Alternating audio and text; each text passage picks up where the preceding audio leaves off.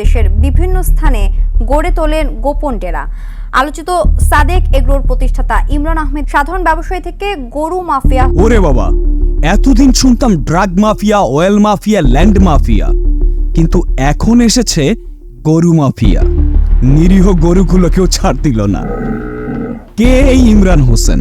কিভাবে হয়ে উঠল সাধারণ গরু ব্যবসায়ী থেকে গরু মাফিয়া? কিভাবে করতই বা গরুর চোরাচালান? এসব প্রশ্নের উত্তর নিয়েই আজকের এই ভিডিও। তাহলে চলুন ব্রেনের প্রতিটি সেলকে চাঙ্গা করে আসি।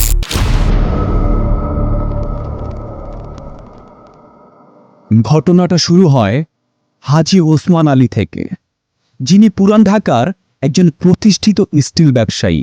বছরের পর বছর অক্লান্ত পরিশ্রম করে তিনি দাঁড় করেন জালালাবাদ স্টিল। তারই দশম সন্তান এই ইমরান হোসেন। ইমরান হোসেনের গ্রামের বাড়ি সিলেটে হলেও তার বেড়ে ওঠা ঢাকায়। ইমরান 2000 সালে বিশ্ববিদ্যালয়ের ছাত্র থাকাকালীন পারিবারিক ব্যবসায় যোগ দেন। তিনি প্রায়ই রাজধানীর হেমায়েতপুরে জালালাবাদ কালার টিনশেডের কারখানায় যেতেন, এবং সে কারখানার পেছনেই ছিল একটা ছোট্ট গরুর খামার। মূলত সেখান থেকেই গরুর প্রতি তার ভালোবাসা জন্মায়। তারপর 2009 সালে তিনি এবং তার ছোটবেলার বন্ধু তৌহিদুল আলম মোহাম্মদপুর এলাকায় একটি গরুর খামার চালু করেন, যার নাম দেয়া হয় সাদিক এগ্রো।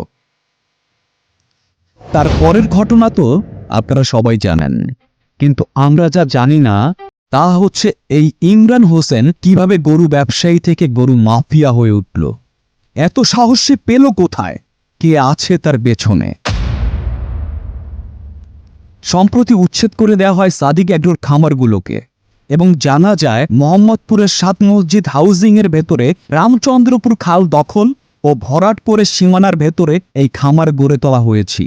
আসলে সরকারি পারমিশন ছাড়া একটা সরকারি গাছের ডালও কাটা যায় না, আর সেখানে এত বড় খামার কিভাবে?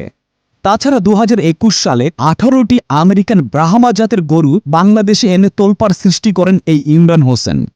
কিন্তু ব্রাহ্মা জাতের গরু আমদানি নিষিদ্ধ থাকায় সেগুলো বাজেয়াপ্ত করেন ঢাকা কাস্টমস।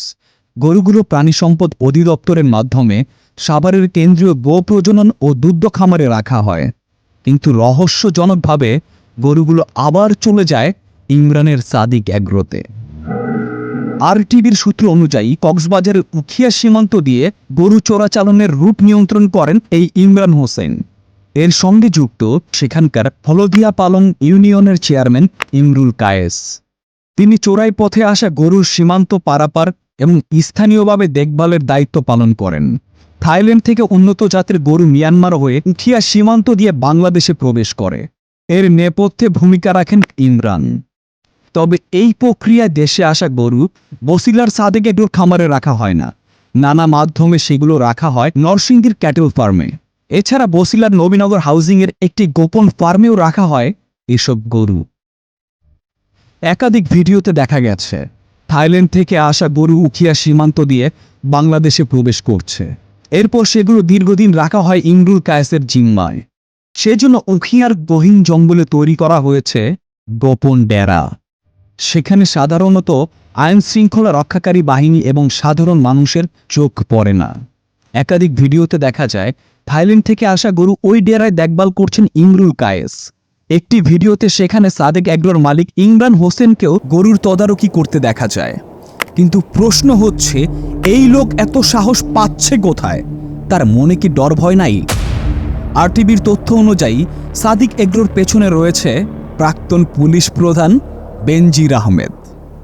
বেনজির আহমেদের বড় মাপের একটা ইনভেস্টমেন্ট রয়েছে এই সাদিক এগ্রোতে, আর তারই ছত্রছায়ায় এতদিন যাবৎ এসব অপকর্মগুলো করেছেন সাদিক এগ্রোর মালিক ইমরান হোসেন। এবার এই ছাগলটিকে দেখুন। এটি যেন তেন ছাগল না, এটি একটি অভিশপ্ত ছাগল। এই ছাগল ধ্বংস করেছে তার ক্রেতা ও বিক্রেতাকে, সাথে তাদের সম্পত্তি ও পরিবার তো আছেই। যিনি এই ছাগল বিক্রি করেছেন তিনিও পলাতক, আর যিনি এই ছাগল কিনেছেন সে তো পলাতকই, তার বাবাও পলাতক। কি ছাগল রে বাবা! তবে মজার ব্যাপার হচ্ছে, যে 15 লাখ টাকার ছাগল নিয়ে দেশে তুলকালাম হয়ে যাচ্ছে, সে ছাগল আসলে 15 লাখ টাকার না, আর বংশমর্যাদা সম্পন্নও না। আসলে এই ছাগলটি যশোরের একটি বাজার থেকে ঈদের মাস দুয়েক আগে 1 লাখ টাকায় কেনা হয়। আর ঈদ সামনে রেখে সেটি বিদেশি ব্রিটল জাতের ছাগল বলে সামাজিক যোগাযোগ মাধ্যমে ভাইরাল করেন ইমরান হোসেন। কি চালাকের চালাক রে বাবা। তবে চিন্তার বিষয় হচ্ছে, এভাবে আর কতদিন আমরা দুর্নীতিবাজদের শিকার হব, যেখানে দেশের মানুষ ঠিকঠাক মতো চলতে পারে না, দিন দিন বাড়ছে নিত্য প্রয়োজনীয় পণ্যের দাম, সেখানে এনবিআর কর্মকর্তার ছেলে গিয়ে কিনে ফেলে 15 লাখ টাকা দামের এক ছাগল। তদন্তের পর জানা যায় দেশের বিভিন্ন জায়গায় এই এনবিআর কর্মকর্তার রয়েছে অবৈধ সম্পত্তি। এখন প্রশ্ন হচ্ছে, একজন এনবিআর কর্মকর্তার এত টাকা আসে কোথা থেকে? দেশে না অভাব? 50-60 হাজার টাকা বেতনে কি এত সম্পদ করা যায়? অবশ্যই যায় না। এত সম্পত্তির মালিক হতে গেলে অবশ্যই খেতে হয় ঘুষ, আর ঠকাতে হয় সাধারণ জনগণকে। সাধারণ জনগণের হককে গলা টিপে মেরে দাঁড় করাতে হয় তাদের স্বপ্নের বিল্ডিং। আর এই জন্যই হয়তো বঙ্গবন্ধু দুঃখ করে বলেছিলেন, সবাই পায় সোনার খনি, আমি পেয়েছি চোরের খনি।